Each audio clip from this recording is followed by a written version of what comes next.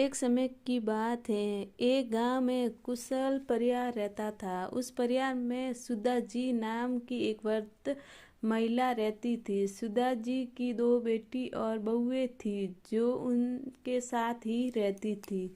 बड़े बेटे अशोक की पत्नी नर्मदा संस्कारी और स्वगुण संपन्न थी। वो छोटे बेटे की पत्नी अनया चालाक और बहुत तेज दरार थी। एक बार की बात है, सुधा जी और नम्रता मिलकर बहुत सारे लड्डू बनाकर रसोई में रख देते हैं। सुधा जी, बहू मैं मिश्रा जी के वहाँ कुछ काम से जा रही हूँ, तुम लड्डू को थोड़े देर बाद डब्बे में रख देना। ये बोलकर सुधा जी बाहर चली जाती हैं। नम्रता अपने बेटे की आवाज़ सुनकर उसे देखने चली जाती है। तभी अनैया रसोई में आती है। शुद्ध देसी घी के लड्डू देखकर उसके मुंह में पानी आ जाता है और लड्डू खा लेती हैं। अनैया, वाह, इतने इतने स्वादिष्ट लड्डू मैंने कभी नहीं खाए। एक काम करती हूँ, सारे लड्डू डब्बे में रख लेती हूँ और एक प्लेट में ही छोड़ दूंगी, जिसके किसी को मुझ पर शक भी नहीं होगा और मैं आराम से खा पाऊंगी।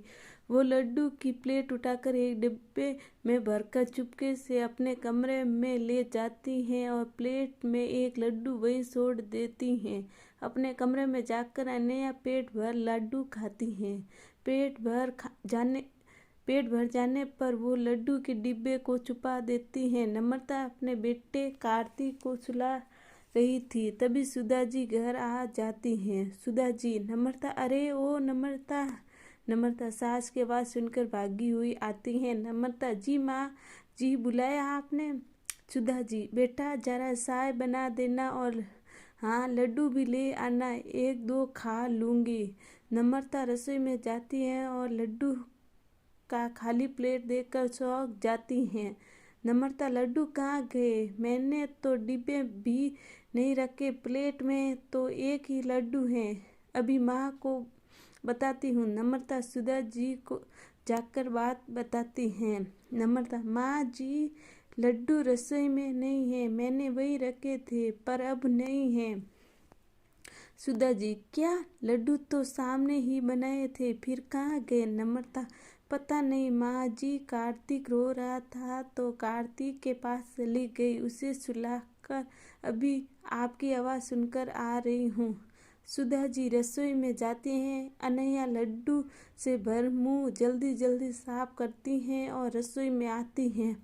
अनैया, क्या हुआ मम्मी जी, आप गुस्से में क्यों हो? सुधा जी, बहू यहाँ लड्डू के प्लेट रखे थे, अब देखो इनमें एक भी लड्डू नहीं है, पता नहीं कौन खा गया। शुद्ध घी के लड्डू थे।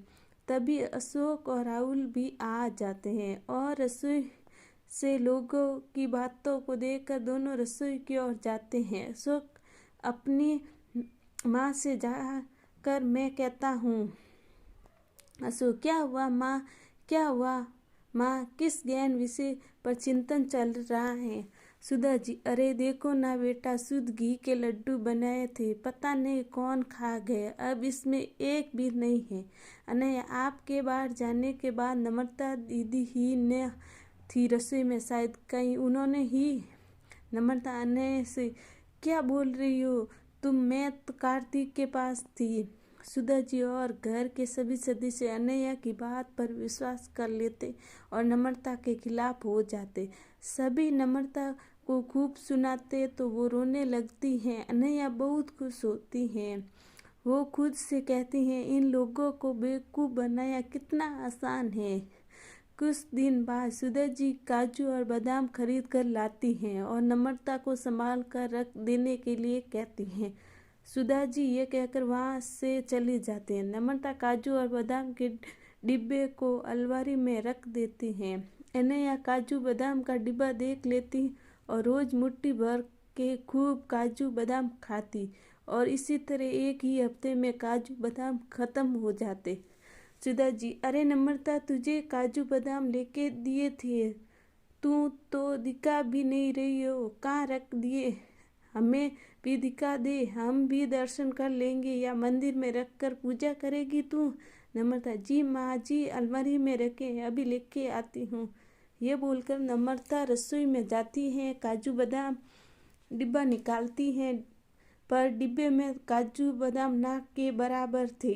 ये देखकर नम्रता चौंक जाती है और रोने लगती है। नम्रता की रोने की आवाज़ सुनकर सुधा जी और घर के सारे सदस्य रसोई में आते हैं। नम्रता को रोता देख सुधा जी बोलती है, सुधा जी, अरे क्या हुआ, रो क्यों रही हो? नम्रता, माँ जी काजू बादाम यहीं रखे थे, पता नहीं कहाँ गए।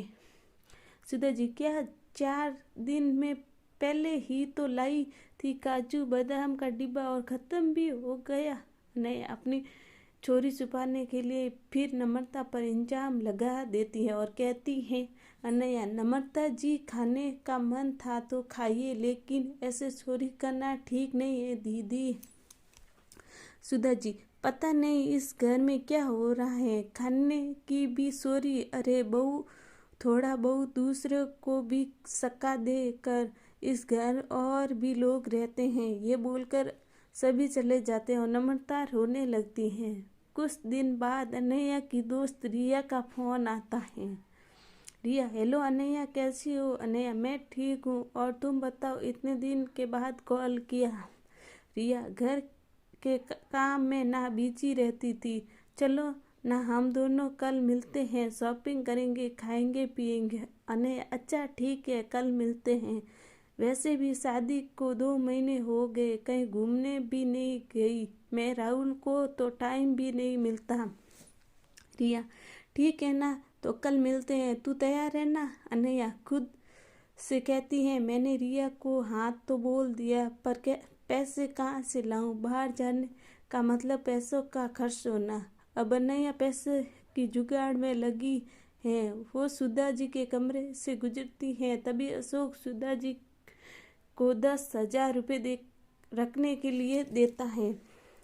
अब रात होते ही अनैया सुधा जी के कमरे में जाती हैं और 10,000 की गड्डी चुरा लेती हैं। सुबह होते ही अशोक 10,000 सुधा जी से मांगते हैं। अशोक, माँ, वो 10,000 दिए थे ना, वो देना, दोस्त को वापस करने हैं, वो लेने के लिए आ रहा है।